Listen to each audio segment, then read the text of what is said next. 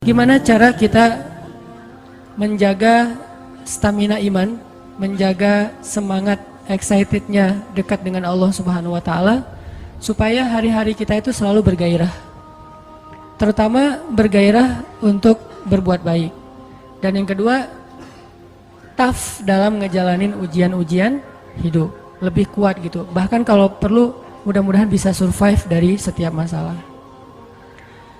Teman-teman yang dirahmati Allah SWT, ternyata salah satu cara untuk, kalau bahasa agama itu namanya tajdid iman, memperbaharui iman. Ternyata salah satu cara memperbaharui iman, cara untuk kita nge-refresh, ngecas kembali iman kita itu banyak dengar cerita.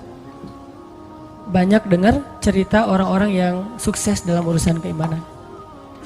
Dan itu berlaku bukan cuma dalam urusan agama, dalam kehidupan sehari-hari juga kayak gitu. Kayak misalnya orang yang senang bisnis, dia kalau dengar cerita-cerita orang-orang yang sukses dalam bisnis kan jadi kayak booster banget ya buat dia termotivasi sukses secara bisnis. Ikut kayak pelatihan motivasi atau ikut seminar yang motivatornya, trainernya cerita tentang siapa gitu yang sukses dalam setahun meraup sekian miliar, yang dalam usia 17 tahun sudah punya omset sekian ratus juta. Itu kan bikin kita semangat untuk berusaha, semangat untuk berbisnis, karena dengar banyak cerita orang sukses. Gitu juga berlaku dalam masalah main.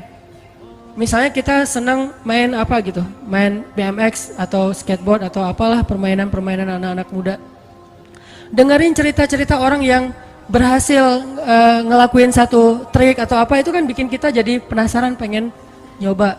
Kayak kalau di surfing itu di laut, dengerin oh ada yang nyoba spot baru di sana tuh ombaknya barrel misalnya, atau apa cerita-cerita tentang menaklukkan satu spot, satu poin ombak, sehingga kita jadi penasaran, aduh pengen ya bisa kayak dia, aduh pengen ya bisa senyaman dia di atas papan, aduh pengen ya bisa seperti dia pas bunny hop-nya BMX misalnya, aduh pengen kayak dia ya touring keluar kota.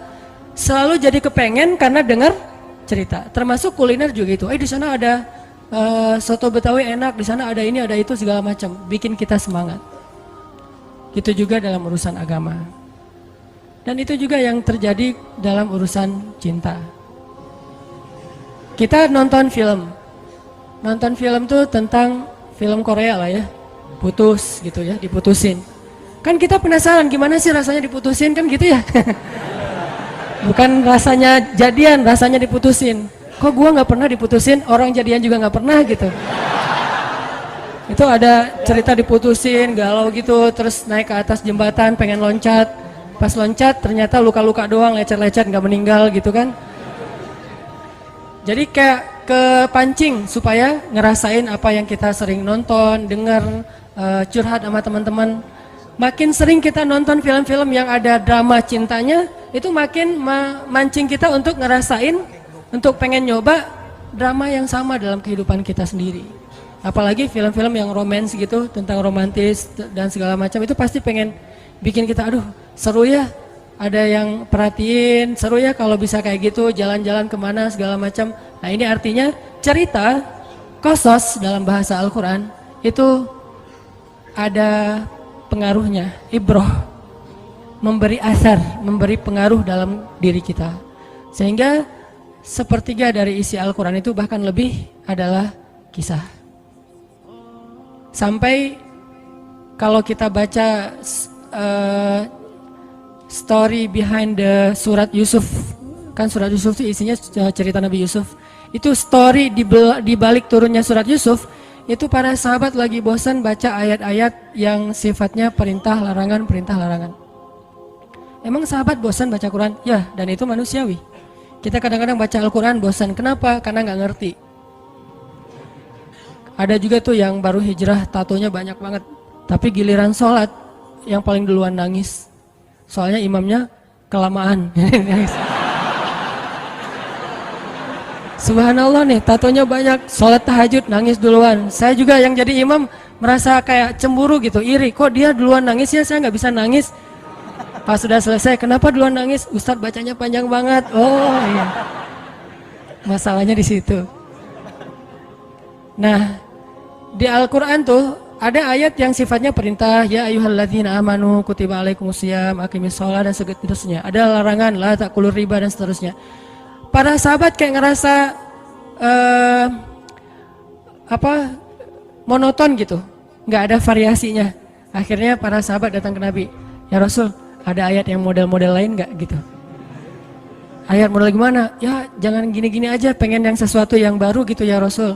Bukannya nggak enak kan bilang bosan sama Al-Quran kan nggak enak tuh. Cuman ya emang bosan sih gitu. Sifat manusia, bukan Al-Qurannya membosankan ya. Manusianya yang gampang bosan karena imannya lemah, karena lagi naik turun iman teh.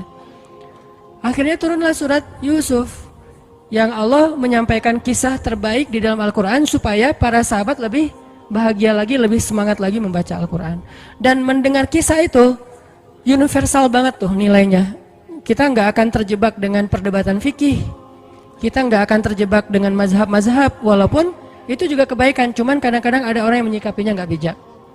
Kalau kisah insya Allah universal, semua orang bisa mengambil pelajaran tanpa harus melihat dari mazhab apa, lintas pemahaman, tafsir segala macam, enggak. Karena kisah itu sifatnya sesuatu yang bisa diambil pelajarannya oleh siapapun.